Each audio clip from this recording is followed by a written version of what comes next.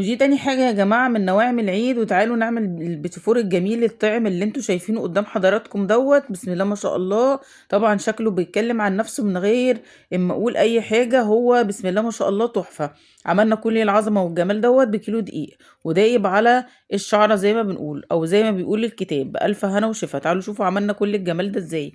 جبت انجي اول حاجة 800 جرام زبدة، وبشيل كده من ال 800 جرام 100 جرام بدل الزبدة، واضيفهم سمنة بلدي، يبقى 700 جرام زبدة و100 جرام سمنة بلدي، عشان يبقى طعمها طعم السمنة البلدي باين فيها كده وواضح.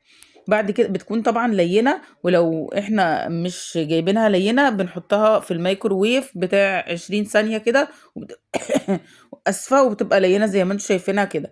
هحطها بقى في العجان بتاعي، بس انا طبعا الكف بتاع الضرب دوت كان بايظ مني، فحطيتها في العجان وضربتها بالهاند بريندر. ضربتها لحد ما لونها فتح كده، وبعد كده جبت عندي 250 جرام من السكر البودر. طبعا انا هنا مقلله السكر علشان هي كده كده لسه هتتحط في شوكولاته وكده، فما يبقاش السكر بتاعها زياده. لو انت عايزه تزودي السكر فبراحتك. حطيت هنا ال 250 جرام السكر وضربتهم مع الزبده لحد ما ناخد ايه قوام كريمي كده. وفي نفس الوقت ما ننساش من وقت للتاني واحنا بنضرب نجيب المعلقة وننزل اللي في الجوانب ده عشان كله ينضرب مع بعضه ويبقى كل القوام زي بعضه لحد ما القوام يفتح كده ويبقى كريمي. جبت هنا عندي من مجموع كله 4 بيضات، تلاتة صفار بيضة وبيضة كاملة، علشان يطلع هش ويطلع في نفس الوقت ناعم ودايب كده. لو انت مش عايزاه يكون دايب قوي ممكن تحطي بيضتين كاملين وصفار بيضتين، لكن انا عشان حباه دايب فحطيت 3 صفار بيضة، وبعد كده حطيت بيضة كاملة. بعد كده انا خدت كيلو دقيق. بعد ما ندخل الكيلو الدقيق هضيف الدقيق على الزبده بتاعتي بعد ما ضربتها وفتحت زي ما انتم شايفين كده شكلها. ما بنحطش طبعا بيكنج باودر. وبعد كده بقلب بقى بايدي، علشان طبعا زي ما قلت لكم الكف بتاع العجان كان بايظ، فكملت ضرب بايدي بقى، او مش ضرب يعني عجنت بقى ومش عجنت برضه عشان ممكن حد يقول لي النواعم ما بتتعجنش. لميت بس الدقيق لحد ما كل الدقيق يختفي، واخد على لينه لينه زي ما انتم شايفين كده. بسم الله ما شاء الله.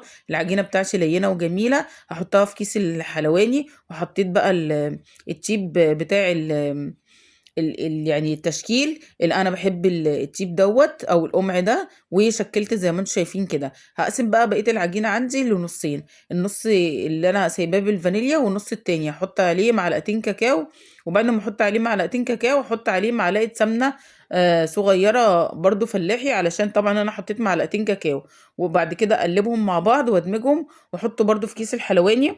وبعد كده هاحط بقى في نفس الصينية جزء بالشوكولاتة وجزء بالفانيليا علشان التسوية تبقى بالفانيليا واضحة ان التسوية بتاعتي مظبوطة، ما يبقاش فيه لا قدر الله حاجة تجرى لها حاجة. دخلته بقى على درجة حرارة 180، وبعد كده بسيبه على مهله خالص لحد ما يستوي ويطلع بالشكل الجميل اللي انتوا شايفينه ده. انا لو عليا طبعا بحب اغمقه اكتر من كده، بس انا سايباه فاتح علشان يطلع بقى شكله جميل كده في التصوير. بسم الله ما شاء الله زي ما انتم شايفين. بصوا بسم الله ما شاء الله، تسويته من فوق ومن تحت تحفة. وعايزة اوريكم نعميته. بسم الله ما شاء الله، الله اكبر، تحفة تحفة تحفة. هخلص بقى الكمية بتاعتنا كلها، وبعد كده هركنها لحد ما تبرد. هي طبعا هنا كانت لسه سخنة. هركنها لحد ما تبرد، وبعد كده هنجيب عندنا الشوكولاتة. جبت عندي 2 بار شوكولاتة بيضة وسيحتهم في الميكروويف وقسمتهم كده على كذا جزء. حطيت هنا بقى كريمة او زبدة اللوتس وزبدة الفستق طبعا الشوكولاته البيضاء والشوكولاته ايه الدارك. حطيت هنا بقى كذا نوع من الشوكولاتات. هنا بقى غطسته كده زي ما انتم شايفين، انا بقفله بنفس الشوكولاته. حطيت كده شويه شوكولاته على البيتشفورايه، وبعد كده بغمسها في قلب بقى الشوكولاته اذا كانت دارك او بيضه او بالفستق او باللوتس، اي نوع بقى من اللي انت حباه. ولو انت عايزه تستكفي بس بالبيضه والدارك فانت يعني براحتك. هنا التزيين براحتك او التشكيل براحتك. هنا بقى بغطسه كده، ممكن بقى تغطسي نصها وممكن تغطسيها كلها براحتك برضو. وبعد كده جبت عندي فكرة بقى بسيطة تانية. جبت عندي بسكوت من اللي احنا بنشتريه من بره السادة ده، طحنته كده اللي هو بالفانيليا واللي هو بالشوكولاتة. طحنته وغمست فيه كده الايه البيتفور بتاعي، لان انا ولادي مش بيحبوه باي نوع مكسرات ولا بيحبوه بجوز الهند. فعملت عملته بالحاجات اللي هم ممكن يتقبلوها ويحبوها. خلصت بقى الكميه بتاعتي كلها، وبعد كده جبت عندي بقيه الشوكولاته، حطيتها في كيس حلواني وعملت لها خرم صغير كده، وعملت بقى خطوط عشوائيه كده رايح جاي على شكل البشفرايه بالف هنا وشفا. وبعد كده بقى لما ينشف خالص هقوم جايه حطاه بقى في طبق التقديم زي ما انتوا شفتوا كده، بسم الله ما شاء الله، طبعا شكله تحفه بالف هنا وشفا. وعملنا كل الكميه دي بكيلو دقيق، ووفرنا عليه لنفسنا ان احنا نشتريه من بره بالغالي، لان انا بسمع ارقام فلكيه بالف هنا وشفا.